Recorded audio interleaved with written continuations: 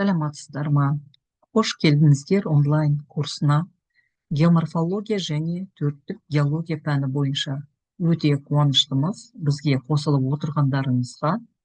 Осы курсты әзірлеген геология және пайдалы қазба кен орындарының барлау кафедрасының аға оқытушылары Жонозбекова Гүлден Ермұхановна және аға оқытушы Мухажанова Жанна Төлеубековна.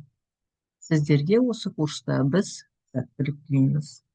Осы курс бойынша сіздер геоморфологияның зерттеу объектісін, оның дамуын, тарихын және өзге ғылым салдарымен байланысын, бедер туралы жалпы түсінікті, оның морфологиясы және морфометриясы, геоморфологияның халық шаруашылығындағы қолданатын бедер зерттеудегі әдістемесін, принциптерді қарастырасыздар.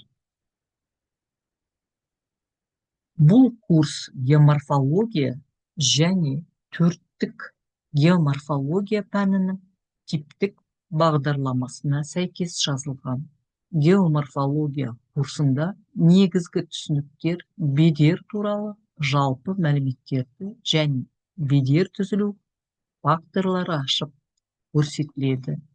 Эндогендік және экзогендік бедер түзілу процестердің өзара қарым-қатынасы және олардың қалыптасқан алуан түрлі бедер пішіндері сипатталған. Бұл оқулықта геоморфология саласындағы жаңа мәліметтер беріліп, сонымен қатар Қазақстан аумағындағы қазіргі геоморфологиялық процестер келістірілген.